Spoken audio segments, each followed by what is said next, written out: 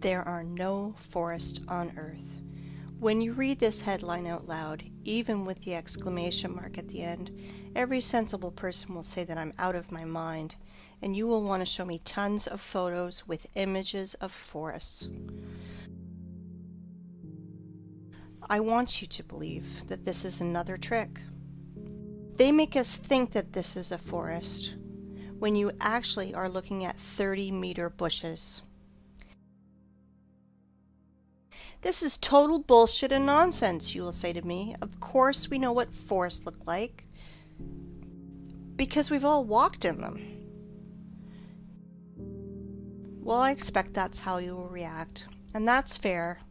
But after watching this video, its headline won't seem so strange to you, because you will reverse your concept of forests by 360 degrees.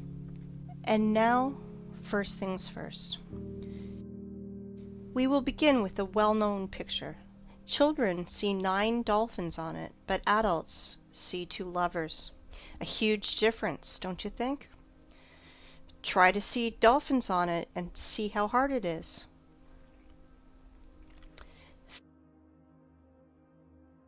Feminine fruities just won't transform into dolphins for most adults. And that's funny because it's the opposite for kids. There is only one picture, but we see it completely differently. What is more, children and adults can't exchange perceptions.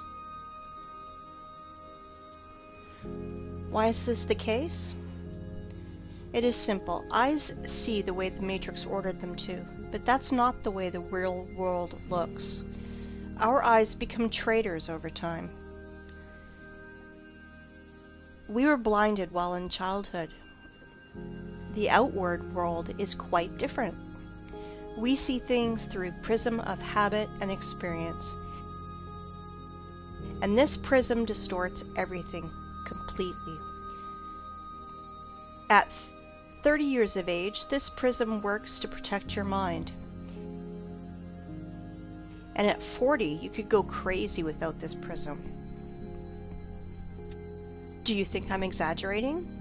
Look at this photo. I'm claiming that it is from a mesa that was formed from a magmatic melt from the Earth's depths about 200 million years ago. You think I'm out of my mind? Maybe you're out of your mind. You will understand soon. We'll come back to this plot of grass later. For now, remember how we bumped into this old stump. Sometimes humans even try to take photos trying to hug the unhuggable trunk of a tree.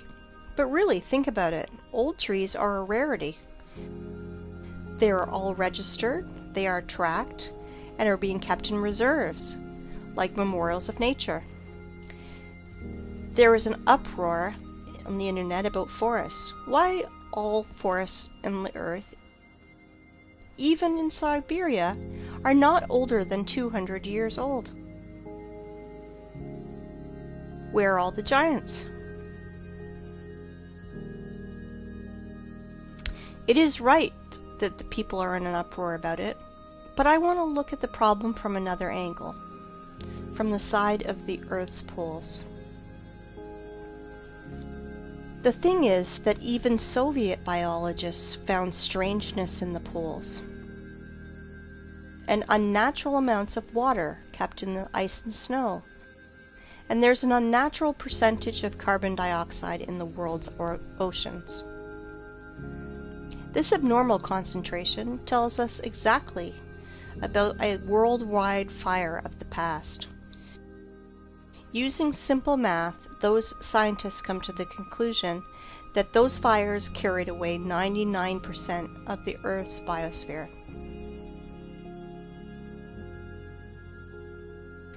We all know that living cells consist of hydrogen and carbon, so the ice on the poles are made mostly from water, from burned organisms.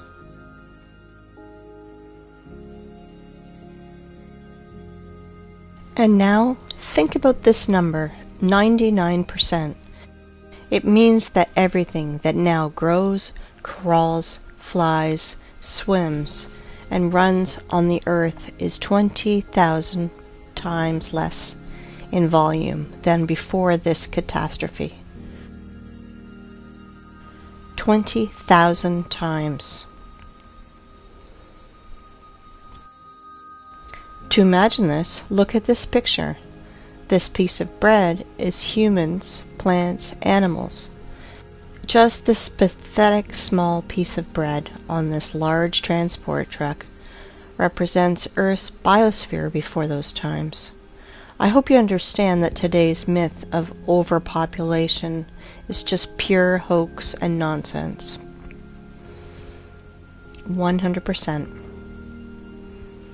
But here's the problem. Biologists divided this number between all the continents and only calculated into this figure the dry land, not all the ice and snow that is on the earth. And there's a lot of snow and ice. Fact is fact. But as always, illumination can come suddenly, and stereotypical thinking is to blame. 30-meter tall forests are like a virus that takes over both our brains and especially the brains of biologists, which prevent us from finding a solution to this problem. If plants can't fit broadwise, then we should fit them upwards, and then it should make sense. In this new theory, hypothetical forests of unthinkable height were drawn. And here's the thing. We found these old photos. This is the vandalous felling of the sequoias in the California redwood between 1880 and 1920. These trees miraculously survived the planet's bombardment in 1816. Just imagine how many years this tree needs to grow to these sizes. Then these terrible men come with saws and axes. 1, 2, and no more tree. In proportion of this tree, we can see a rule. The diameter of the stump is 3 times bigger than the woodcutter's or feller's growth. Let's look at this formula. You just think about it. You are entering a forest that is not usually 30 meters, but 100 meters. Here are your fairy forests from fairy tales and books. Forests that are lost because of such barbarians. I understand that they are just wage workers, and they must feed their families, that this is just an order from above. But if every single woodcutter refused to carry out these criminal orders, all the forests would be saved, because their demon bosses are too arrogant to do it with their own hands. And that is why I will send these merry woodcutters' defenders to a well-known place. Look at this photo carefully. They look like satanic bacterias that want to kill the forest organism. For those who think that trees were killed just because of wood materials, I want to dispel your claims. Trees are energy generators. They produce constant electricity, oxygen from photosynthesis, food. They have a root network and are programmed to exchange data. Our ancestry had a theory that trees are programmed to keep data from everything on the planet and save it in their information portal in their carbon fibers. I do not know the reason, but some sequoias that these vandals left alive even put a fence around it and called it a wildlife sanctuary.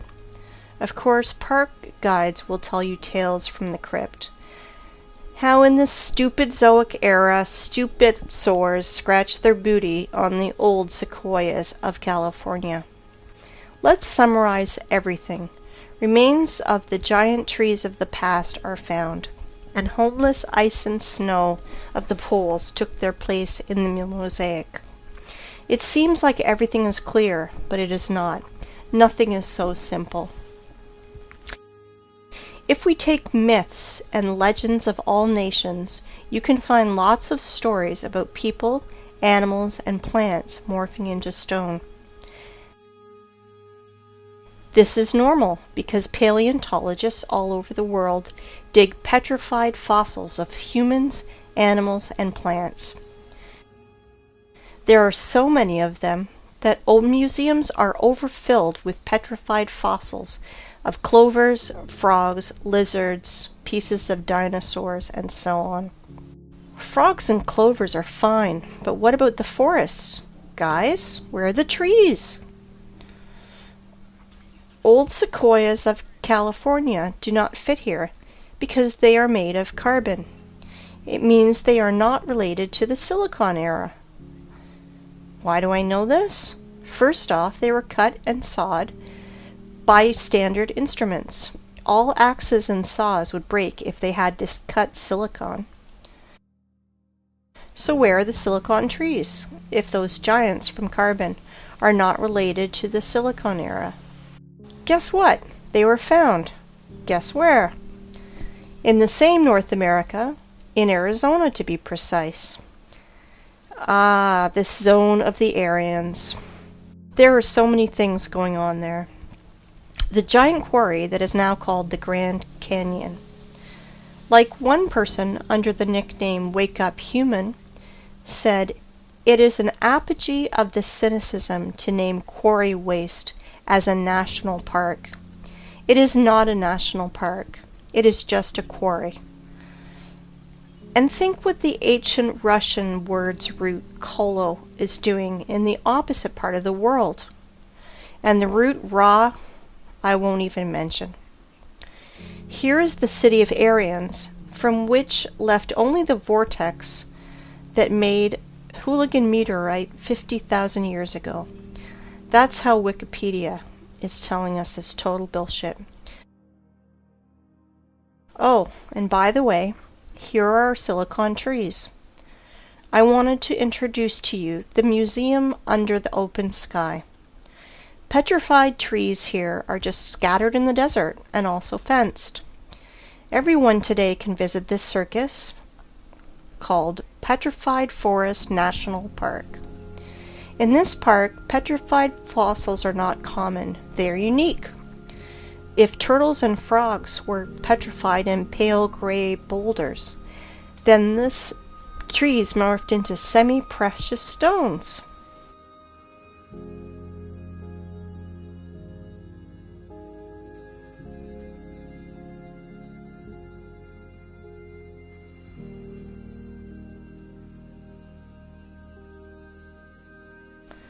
Beautiful stones, aren't they?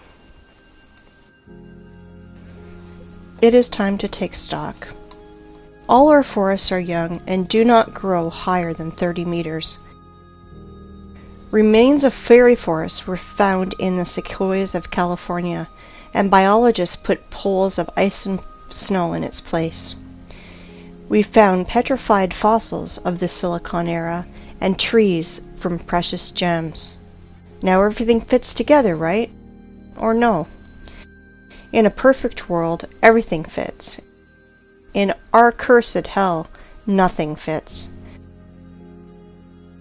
Since that time, when I was a kid and I saw petrified fossils on a TV show, I was tormented by that question.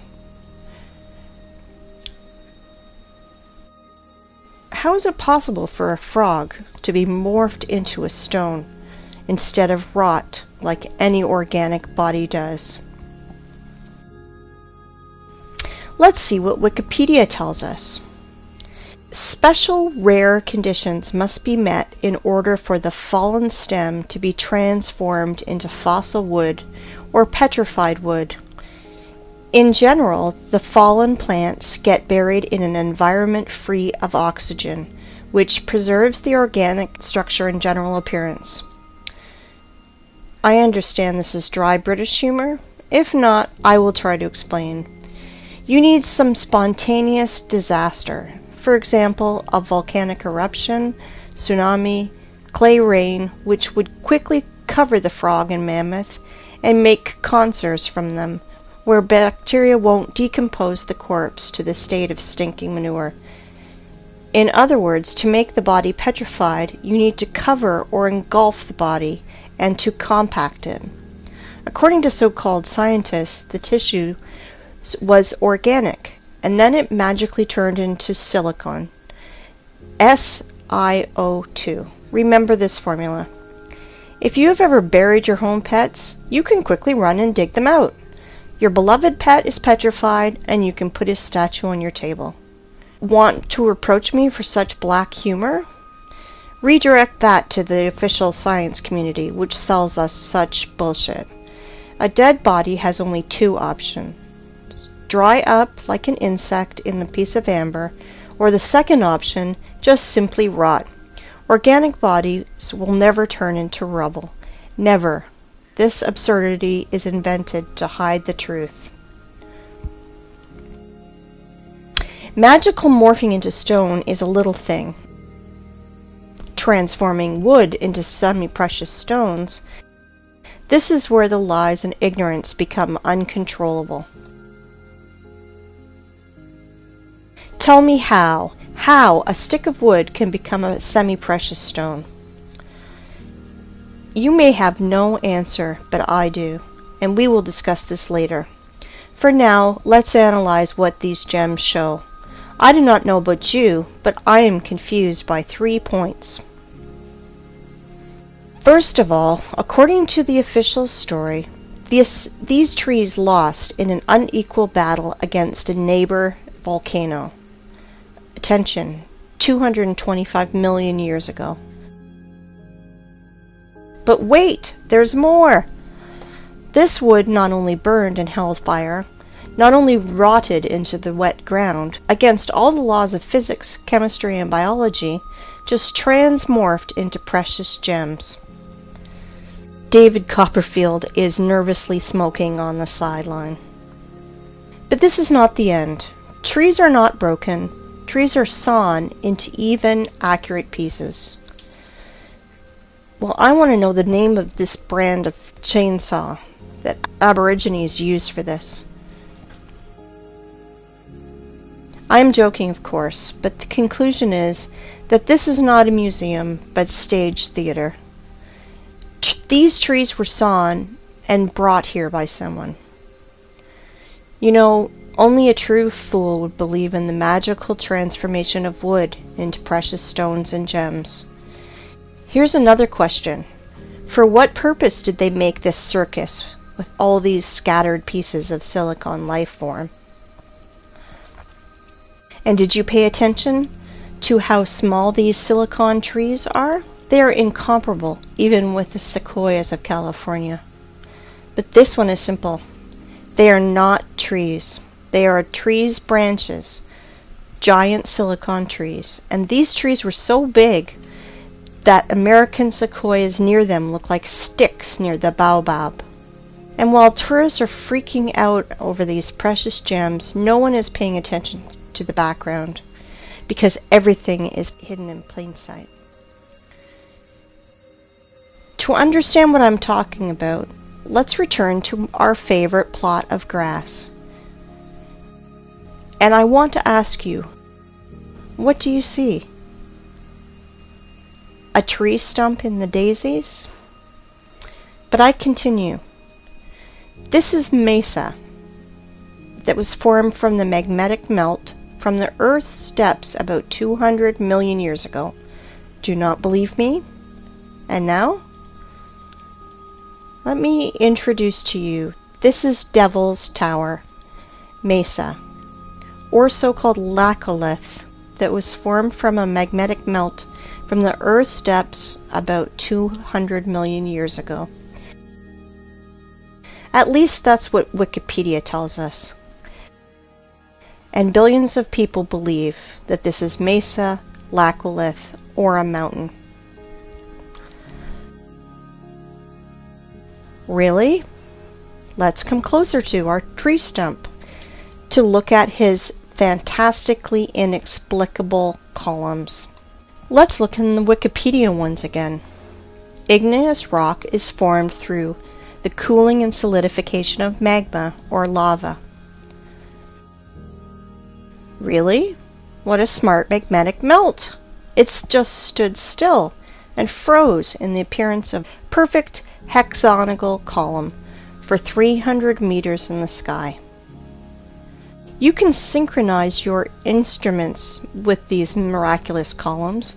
Were they squeezed out of cream injector, then tied in a bun like a broom, and then a big giant fan blew near to help the columns to curdle faster? Maybe the columns of Parthenon or Isaac's Cathedral were built in the same way.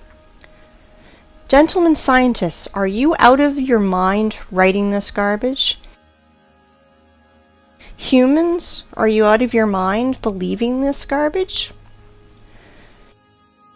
Claiming that this geometrical masterpiece appeared as the result of a lava fountain is the same bullshit as claiming that a racing car appears on the track because of an explosion at a Ferrari factory.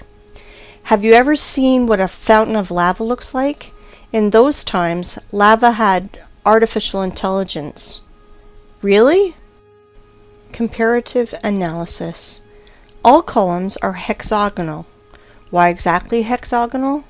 Because the universe's masterpieces are built in this form. There are no snowflakes exactly the same, but all of them are in a perfect hexagonal shape. Bees, too, without the knowledge of mathematics, correctly identified that the regular hexagon has at least perimeter among all the other shapes of equal area, so you can fill the shape most efficiently. When bees build honeycombs, they instinctively try to make them as roomy as possible and spend as little wax as possible. Hexagonal shape is the most efficient, economical figure for building a honeycomb. Blind sheep cannot understand that our universe is fractal. That is why there is no difference in what scale you study it. In the scale of a mountain or the scale of a tree that everyone has outside their window. And now let's open a botany textbook. Let's find the structure of any plant and let's compare it with our giant stump. We won't go deep into this. We only want facts that fall into our hands from the stump's photos. So it will be useless to try to argue against those facts. I want to introduce you to the cross-section of a stem of flax. Well, well, gentlemen biologists, are you noticing anything? No? Look, it seems like honeycombs in the middle. Wowzers, and they are all hexagonal. Well, well, what a coincidence. If we remove skin around this flax, our stump skin is the same. Let's look at the small rocks around it, and guess what? Flax looks exactly like our stump from the bird's eye. They look identical. Exactly. The stump's fibers, like the fibers of the flax, has a hexagonal shape that is strictly preserved. It is geometrical the entire length of the stem, and that is as much as 384 meters. I want you to pay attention. The stump's fibers are even stricter in their proportion, as we learn from the botany textbooks. They are no different for the whole length, but are relative to each other. It is a branch of armature hexagonal cross-section after leaving the metal rolling mill. The fibers are not attached to each other, since they freely exfoliate and fall as the stone erosion goes. Each fiber out of our stump is covered with a thin skin, exactly like fascia, a thin sheath of fibrous tissue enclosing a muscle or other organ. As you see, petrified skin contacting winds and moisture is cracking, exfoliating, and showering, and this is direct evidence that the fibers of the stump consist of at least two components placed inside each other. Fibers do not go into the ground vertically. They gradually bend to transform into the root system like every tree does. As you can see, the official story of spontaneous and accidental solidification of lava is 100% bullshit and falling apart quickly. In 1977, Hollywood made a film called Close Encounters of the Third Kind, with Devil's Tower playing the main role, where we were told 100 times that this is a mountain where we can meet aliens. But this garbage is suitable for fools only. But where were your eyes, gentlemen? Hey, biologists, geologists, paleontologists, are you here? Do you study the world in a welder mask? And now, let's find out the height of the tree, which was a stump one day. Let's use the formula that I mentioned earlier. The diameter of our stump is 300 meters at the base. So if we calculate 300 over 20, we will get the height of, are you ready? 6 kilometers, 19,685 feet. Just think about it. Everything is learned in comparison. I think we can put a big fat dot in here. Devil's Tower is a giant stump of a giant silicon tree with all the attributes of a normal stump that everybody's seen. But we should not underestimate the matrix that keeps all the cattle in the stables. I am sure that after such clear evidence, there will still be deep sleeping people who will ask for more. If you think that that's all my arguments, I want to disappoint you, because I have so many trump cards up my sleeve, and I will enjoy every moment that I will throw them on the table. Well, we figured out everything about this stump. Let's move to another one. Yes? And you thought that this was the only one? You just need to remove your blinkers and you will see so much. Let me introduce to you Giant's Causeway in Ireland. Notice something familiar? Take a closer look. Again, hexagonal columns. Wow. If you did not notice the similarity to the Devil's Tower's fibers, you must be 100% blind. This is the same giant stump, but now it did not come out of the ground. This tree grew right on the sea's shore. The Giant's Causeway consists of almost 40,000 columns of such geometrical proportions that all the bees in the world would be jealous. Of course, all nerds declared it to be a national nature reserve. Like I mentioned before, as one person named Wake Up Human said, it is an apogee of the cynicism to name quarry waste as a national park. In which connection is quarry waste here? I will say later, but guess what the official science bleats about this Irish stump? Giant's Causeway is an area of about 40,000 interlocking basalt columns that result of an ancient volcanic eruption. Volcanic eruption! Please tell me how to stay calm and not erupt in a fountain of swear words in the direction of this science society. It is hard, very hard, but I will try because our enemies only want us to do it. I have only 2 questions. First of all, how many years was C.C. Campbell in a coma? And second, why do bees' honeycombs not declared as a result of an ancient volcanic eruption? Because they are not distinguishable at all. It's no less strange why street sidewalk tiles are not declared as a result of an ancient volcanic eruption. Show me a single difference, nerds. And now I'd like you to come back to our old method and compare Giant's Causeway, but this time with real lava. I want you to remind you how lava erupts and flows, and this is how it congeals. And now let's compare Devil's Tower.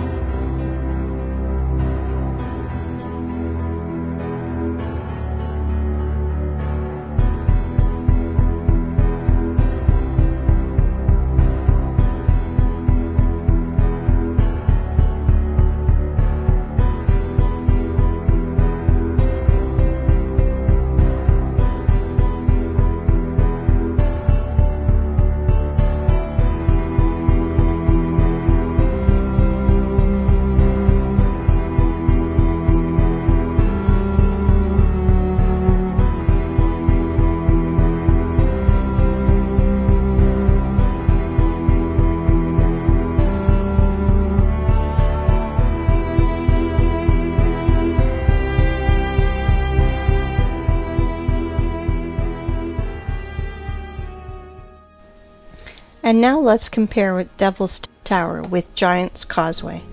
Oh, sorry for my French. I mean, let's compare silicon stump with silicon stump. Somebody still believes in the lava fountain? If I didn't know about giant silicon trees, I'd rather believe in a giant cream injector and a fan, but not in volcano garbage. If you think that these two giant silicon trees are the only thing that I can show you, then you are mistaken. There are loads of them on the planet. The funniest thing is that normal people do not realize that they are stumps. But official science realized that seriously, that they should find out how to hide these trees from people who ask too many questions, and they invented a genius name for these silicon stumps: the basalt cliffs.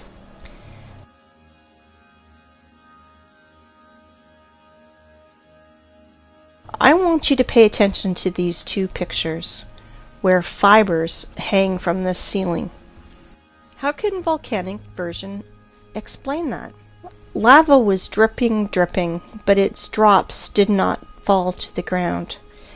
The drops stuck by their hexagonal honeycombs to the major neighbor drops, which somehow reached the ground. Look at this picture. Just an everyday photo with this girl. It's good. But the only thing she does not realize is that she's sitting near the stump of a silicon tree.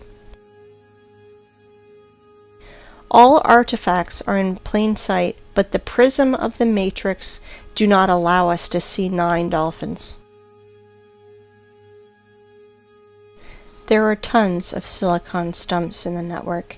You can research this topic yourself. Google will help you. Let's move forward. I want to introduce to you one more hexagonal miracle of the Earth that is of silicon nature. I want to introduce you to the biggest salt lake in the world, Salar de Uyuni in Bolivia. As you can see, not everything is so simple as it is written in textbooks and shown on the Discovery Channel. Our tradition wanted to show you what Wikipedia is telling us about these hexagons. But the fibers of silicon stumps, Wikipedia is changing it a bit. About the hexagonal structure of South American Lake, it is keeping silent, like a fish, like there's none of them. But they are there. Absolutely there. You won't believe it, but Wikipedia is not the only thing that's silent. After hours of research, I found nothing about this hexagonal structure. And only in one place I found a single phrase, like, "Look, how interesting this dried and cracked salt." And then I fell into a stupor. First of all, under the blazing sun's rays, every surface cracks like this, but not in hexagonal shape like honeycombs. Secondly, cracks are deepenings between the fragments of surface, but I see elevations, and this is opposite to the cracks. It looks more like fiber fascia, like the silicon stumps one. And the third thing, why is all the salt surface in exactly a hexagonal shape? If the official story is not a sensible explanation, let me tell you my opinion. As Wake Up Human says, there are no salt lakes, just sludge settling tanks. I agree with him, but this is not the case. And here's why. I think that you've already realized that honeycomb's hexagonal shape is an attribute that belongs exclusively to living organisms. Either is the possession of a queen bee, snowflake structure, or plant's fiber. As we see with our own eyes, Salar du Uyuni is not just a giant layer of salt. It was a living being of the silicone form of life, which was scraped out by the adepts of technocracy, by their machines. Now you understand how far we are from reality? If we can't even imagine a giant tree, then how can we imagine a creature from salt, 10,000 kilometers wide? Then the height is impossible to imagine. Now you understand that 7,500 years ago, our planet was so fantastic, fabulous, and beautiful that Cameron with his avatar is a poor substitute. All that is left to us is a desert, which we have turned into a scrapyard. And what I mean by saying scraped out by their machines, well, to be short, while our society was sleeping in this matrix, working 9 to 5 hours a day, doing useless things, dreaming useless dreams, our planet was literally being scraped out, and they are scraping it out now with their giant graders and machines. I will show you later. Well, the theoretical part is over now. It's time for the climax, and we are close to the runway. But before, we should return to our first stump and see one strange thing. I bet you did not notice.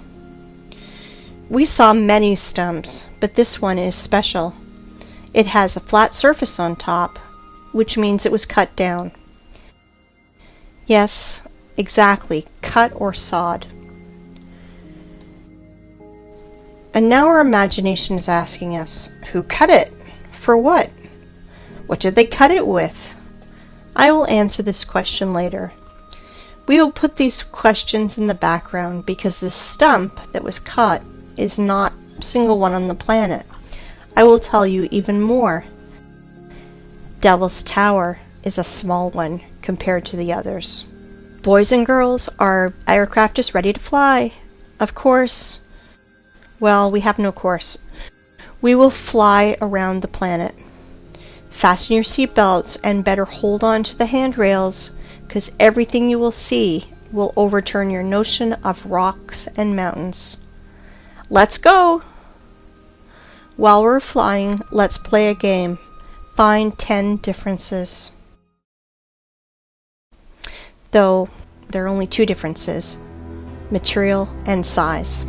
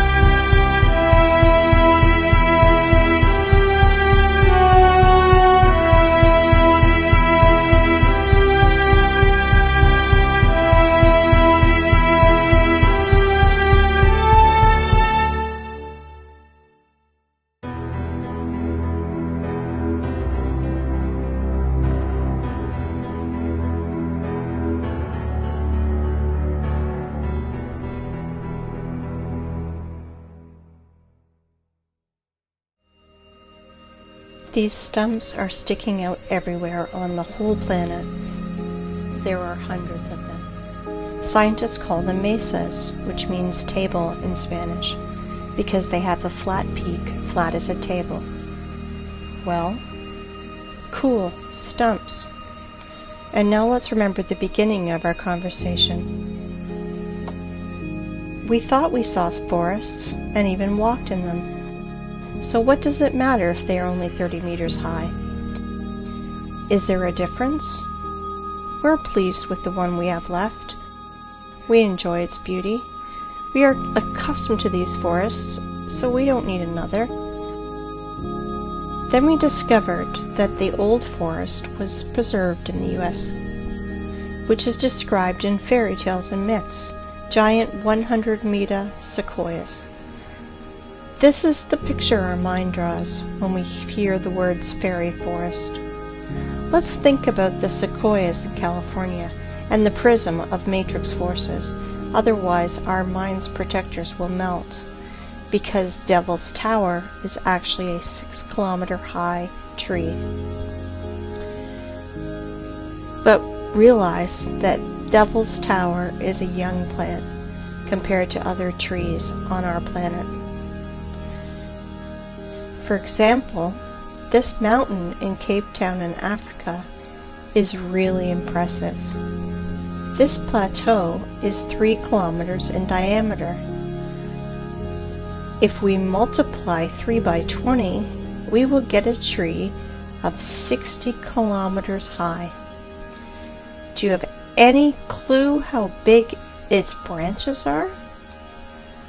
On one of the branches, you could easily place a huge residential area with all the shopping malls, schools, and parks. Just imagine how huge it is. Of course, your mind will never see that this mountain in Africa is really a tree that is 10 times higher than the Devil Tower tree, 60 kilometers higher. But guess what? That's not the limit. In the work of Russian scientist and poet Alexander Sergeyevich Pushkin, we can read about giant fairy oaks that was on the Bayan Island near Lokomori, and we now believe has been killed by our government. That oak was supposed to be the center of the earth and was some 100 kilometers high. Not sure how high, but for sure higher than the Cape Town one. This oak was the biggest plant on Earth. Remember in the beginning I mentioned our prism of the mind that helps to preserve it but distorts reality? Ask any person to show you trees on the right photo, and he will immediately put his finger on the green on the ground. Without noticing that it's only pathetic bushes, it looks more like moss in comparison to this size. But definitely not a forest. Now you understand why we can't find 9 dolphins? But do not dwell on fish and stumps. Once again, I urge you to think in planetary sizes. If instead of dolphins and stumps, we see lovers and mountains, imagine what is hidden from us with a curtain. That is why the apocalypse is translated as curtain opening. Do you understand now why I mentioned this matrix prism in the beginning? Through which we are looking, and it turned out that we see nothing. The real world is different. I can call today's state of society a real dream, and the sad part is it is not figurative. You know, in the Russian language, the word tree is spelled D-E-R-E-V-O, de-re-vo. The word ancient tree is spelled D-re-vo, and the word ancient trees is spelled de revnost. It means in Russian language, the language of the Aryans, time, when giant old trees grew. Interesting, isn't it? Well, let's put all that in our pocket and continue our flight. I think you will ask me, and maybe it's time to ask questions. Who cut down this forest? Why did they cut it? What did they use it for? No, it is too early to ask that. We know that the whole face of the planet was covered by giant vegetation. So we can ask ourselves, where did all the other forests go? The thing is that this so-called mesa are just single ones, because only the best were chosen for cutting. Whole other forests of the planet were laid down by blast waves. We reviewed only stumps with flat peaks. Does anyone remember how not cut but actually broken trees look like? I will remind you. Understand my hint? Let's play the game again. Find 10 differences.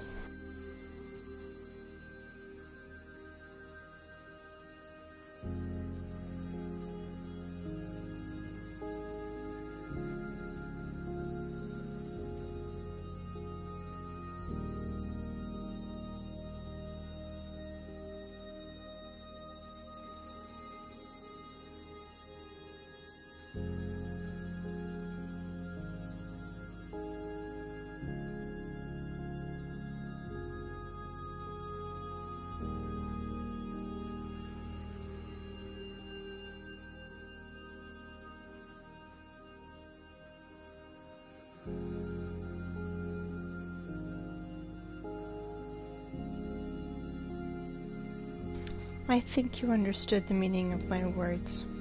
So I want you to look at the highest stumps of our planet. They were mined like a quarry and were broke by blasts. For example, the tree Everest.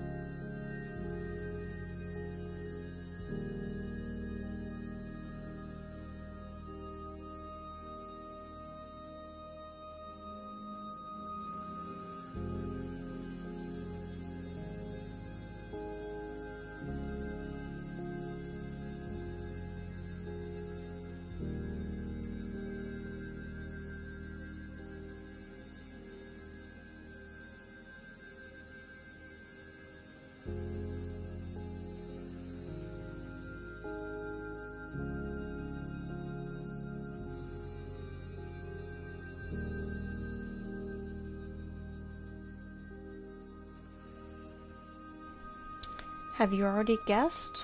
There are no such things as rocks on our planet. They are all just pieces of broken stumps. You can look at millions of photos, but the only thing that you will find is corpses of our true environment.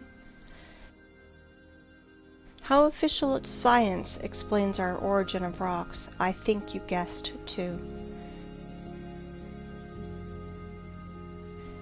Now you understand why we are so charmed by rock?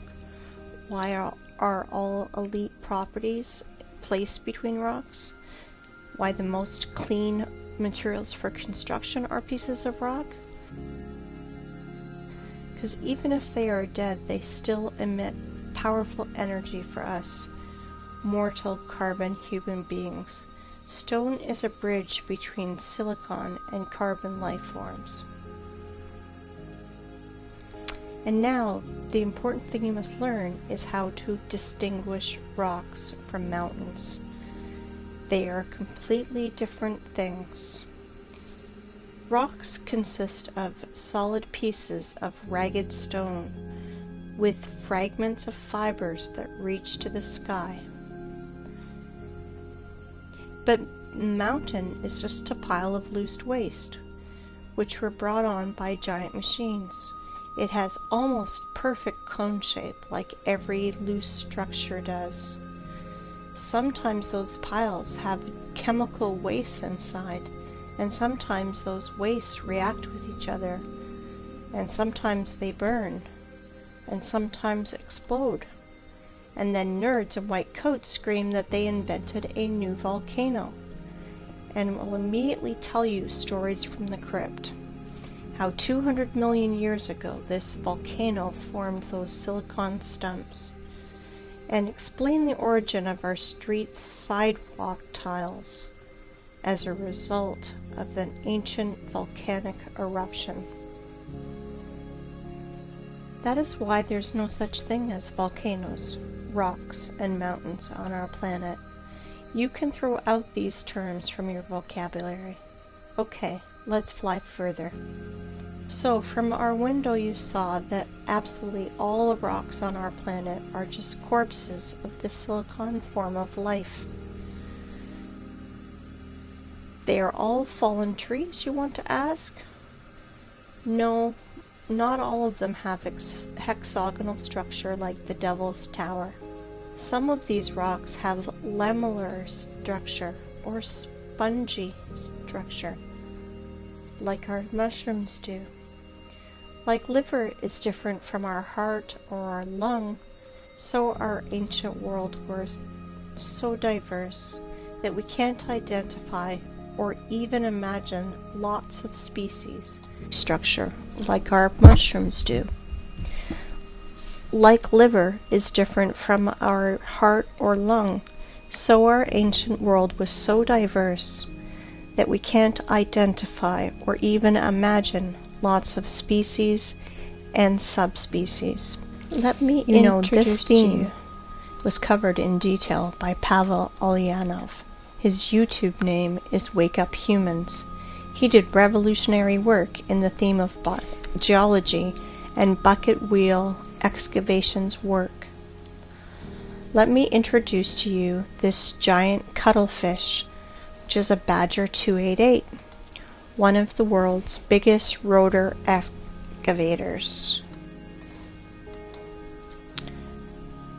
And this is how those machines work. They crawl on its wheel parallel to the quarry wall. Giant wheels with ladles scratch at rock and ground, leaving concave wall.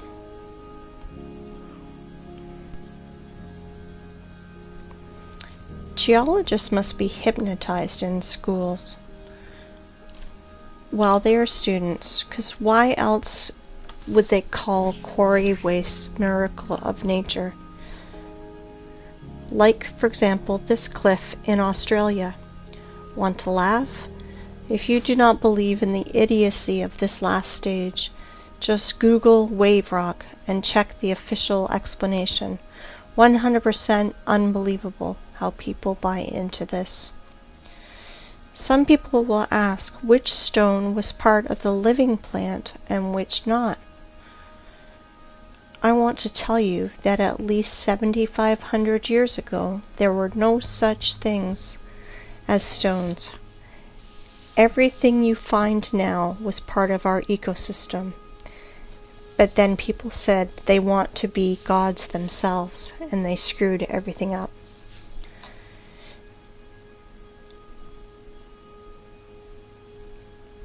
I want to ask you, open your minds. They live, we sleep. But they not only live, they're also killing our planet. They are doing it right now while you're watching this. Wake up, humans. You must review all the instruction they gave you in elementary school, middle school, high school. History, geography, geology. Open your mind. I want you to look at these photos. Today we have lots of artifacts which we can't repeat because of certain conditions as the lack of technology, lack of equipment, or specialists, and which are evidence that our civilization is 200 years ago, and before that compared to us was way more developed, and today's society are just kids in the sandbox. Here are some examples. Babulovo Bath, 1784 to 1820. Here is what this man that was near it tells us. Sorry for my language, but they are telling us absolute bullshit. That somehow the master made it for 7 years and polished it every day like Papa Carlo. Absolute bullshit. With all my responsibility as a lathe man of 5th level, I declare that this is machine precision. Concave and convex surfaces of this bath, strictly precise, circle on the whole diameter, very accurate spherical surface in the lower part of the bath. Inside the bath on the bottom, the same super accurate concavity of the whole diameter.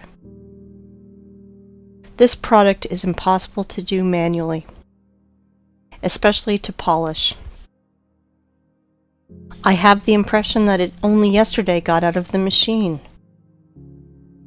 And the polish is like from Isaac's castle columns.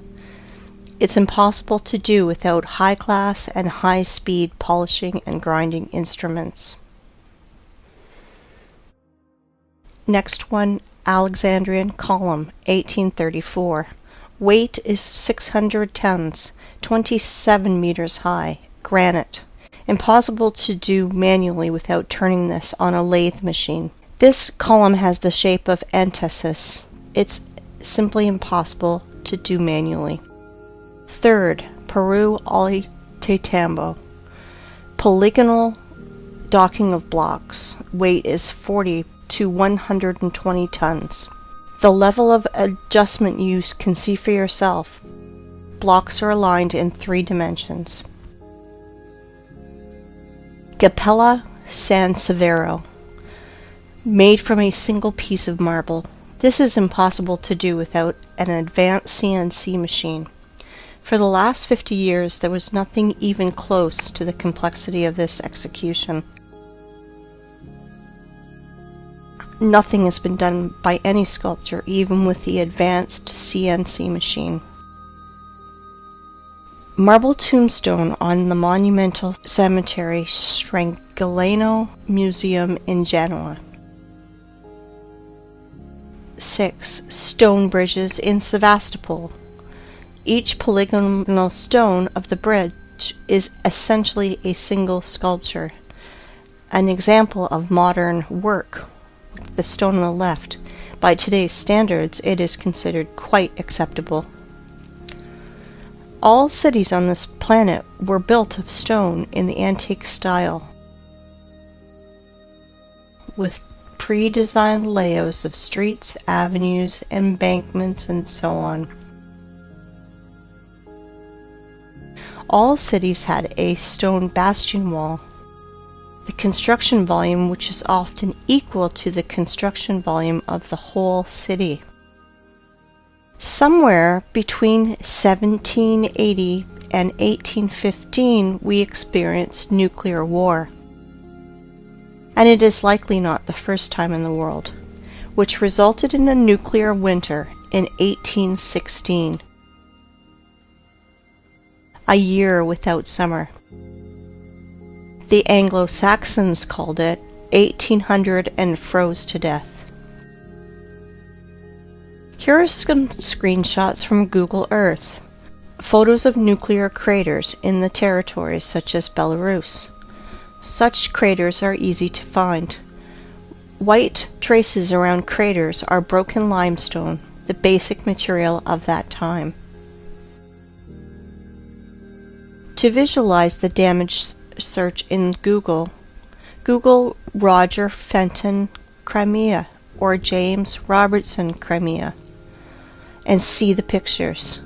And you will see the photos of these first war photographers that were sent to Crimea in 1853 after the nuclear war to take pictures of the siege of Sevastopol. Compare vegetation then and today. This is an example of a photo of Sevastopol by Fenton. Until the 18th century, houses were built entirely of limestone. for cutting were used advanced machines to make perfect parallelepipeds. Here are some photos of a house in Crimea. All houses in all cities of old USSR are covered in clay for 3 or 4 meters. All houses that are deep in the ground for 3 to 4 meters and have such good quality. It takes 200 years, and during the Soviet era, such masonry of limestone is considered to be very good. This is Eski Kermen. Illiterate guides will tell you that this is one of the cave cities of Crimea, where people lived. And when I asked about this track, I was told that this track was done by cartwheels of local nobility. And this is another so-called cave city of Crimea. And this is a modern quarry where limestone is mined. This photo is made before the revolution of 1917. You can see that from the limestone is accurately cut segments, the bottom of which runs the railway and where a house stands. And now a very important photo of Inkerman Quarry, the name Champani, made in 1890. You can clearly see cut passageways through the hill, 100 meters in width and 80 meters high. Under the vertical wall we can see small pieces of limestone and limestone crumb that fell off because of working saw machining. In the cut holes we can clearly see houses. Some of these holes are beginning of catacombs, some of which extend for hundreds of kilometers. They conducted a large-scale underground mining of limestone. In the days of the Second World War, in the catacombs were hospitals, warehouses, headquarters, and trucks freely drove in and out of these catacombs. By the way, there are ancient catacombs in any city of the world. Near Odessa, there is a catacomb that is 2,500 kilometers long. Everything they tell us, rocks, canyons, ravines, cliffs, are just nothing more than quarry wastes. And there are very old quarries over there, and many fresh ones. This is a white rock in Belogorsk, near Crimea. It is a limestone quarry. The wall was formed as a result of the cut slope of the hill. Want to see more? Look at this passage from which a huge mass of limestone was taken. They lied to you. And guess what they call it? They call it the Valley, a beautiful wonder of earth. Check this out. This is an old photo from the 19th century. The mound of the vertical walls of limestone chips are not yet overgrown with vegetation. This is an old painting from the year 1855. We can see ancient giant quarry wastes in the background. Are you impressed by the scale of mining in just little Crimea? I want to tell you more. There is no cubic meter of land probably 100 meters deep over the entire earth, which would not have been in its time mined, milled, masticated, and discarded. It is not a planet, but a giant quarry waste pit, where in the most violent and barbaric way the entire periodic table of Mendeleev is extracted. And now, look at these photos and pay attention to the tiered structure of the quarries and mines. The rotor excavated tiered cuts are massive. It is a formed structure with right angles when viewed from above. And now I want to show you the mountains, ridges, gorges, canyons, cliffs, in almost uninhabited ways. Often they are named by the people who discovered them. Are all academics and professors of geology and other science nerds too blind to see it? Mountain on the Kola Peninsula. I do not know the name. Mountains on Antarctica that were only discovered in 1820. Antarctica. Here are even the traces of the heavy machines and equipment. Greenland. Watkins Mountains. Look at the scale of the mining. Greenland. The flight from Frankfurt to Los Angeles. Gunbjorn. The highest mountain in Greenland. 3,700 meters. No problem. Almost completely gutted. Svalbard, Norway. Aurora Borealis in the background of quarry waste. Antarctica, Transantarctic Mountains. At the foot, the traces of machines are still visible. Antarctica, Transantarctic Mountains. Quarry systems. Pay attention to the background. Mount Kailash, Tibet. The height is 6,638 meters. Have you ever seen in our time heavy mining equipment that's raised to such heights? Goblin Valley State Park, Utah, USA. Gloss Mountain State Park, Oklahoma, USA. Grand Canyon, Arizona, USA. It's just a giant quarry, waste, gutted territory. Millions of tourists think that they are looking at a miracle of the world because they were told so. Quarry, Grand Canyon, Arizona, USA. Nowhere can we find traces of water erosion, only the shock explosive impacts on the silicon vegetation. Quarry, Rock Spitzberg. Quarry, Grand Canyon. The cut of the stone with a circular saw. Quarry in Australia, Blue Mountains. Blue Mountains from another angle. Blue Mountains, the vertical wall. Compare it with the marble quarry in the Alps. Marble mining in the Alps. Giant quarry. Do not know where. This photo is offered as wallpaper on your desktop across the internet. Caprock Canyons State Park, Texas. Again, a national park created from exhausted quarry wastes in the USA. In some quarry wastes where there is a lot of moisture, people do farming.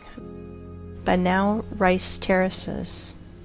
Again, Banao rice terraces. And this is Canyon de Chelly Nation Monument, USA. The saws apparently did tunneling. The so-called Painted Hills in Oregon.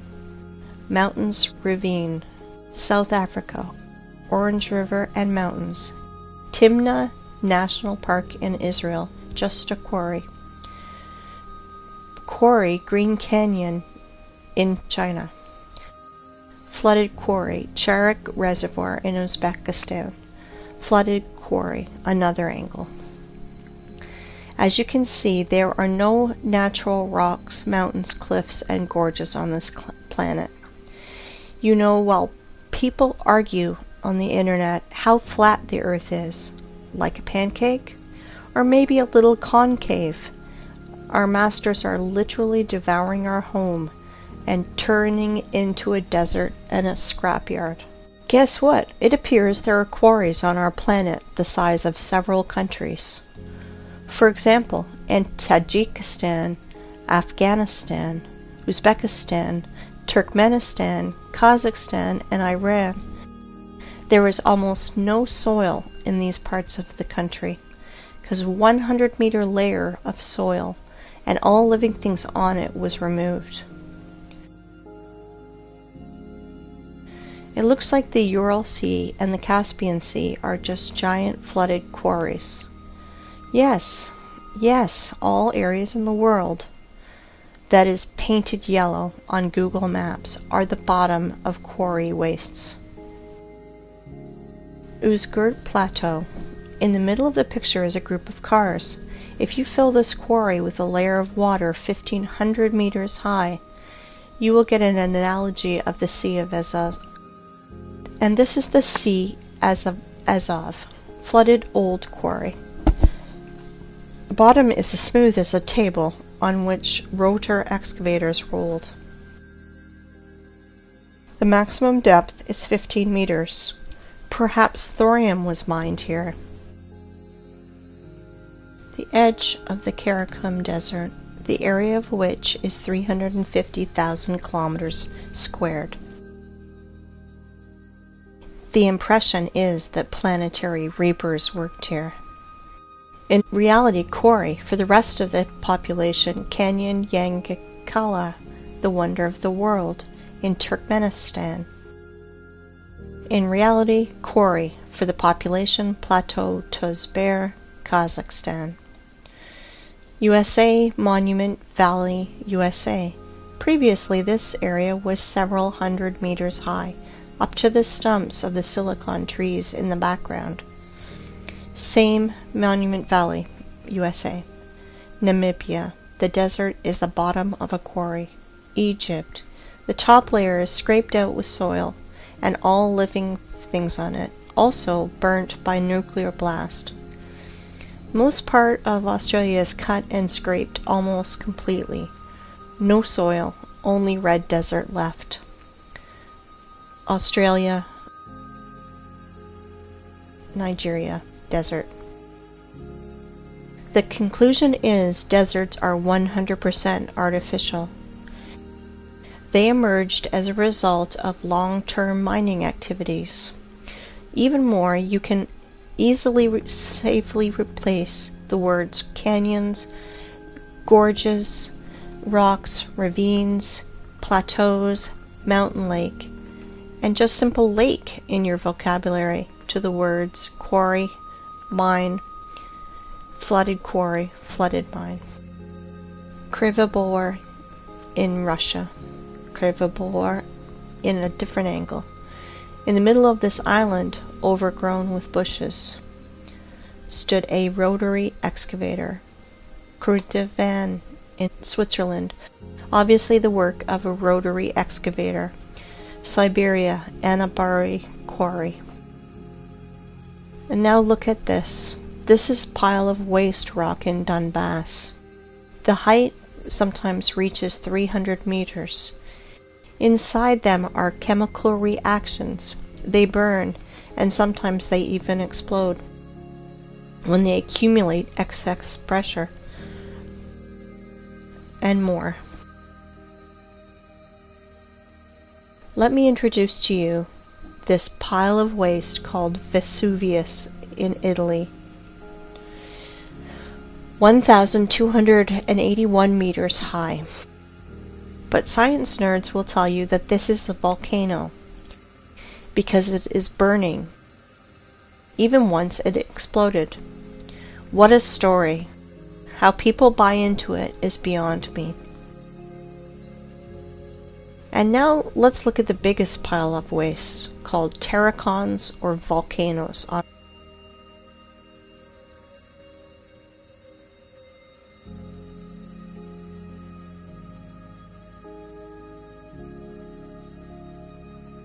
This is terracon in Fujiyama in Japan. People, if you think that our masters lie to you, you are still sleeping. If you think that the earth is flat, you are half awakened. We are on a desert and a giant quarry that we are turning into a scrapyard. Since we can trust no one, maybe it's time we think for ourselves. Really think about what you've been told your whole life and question everything.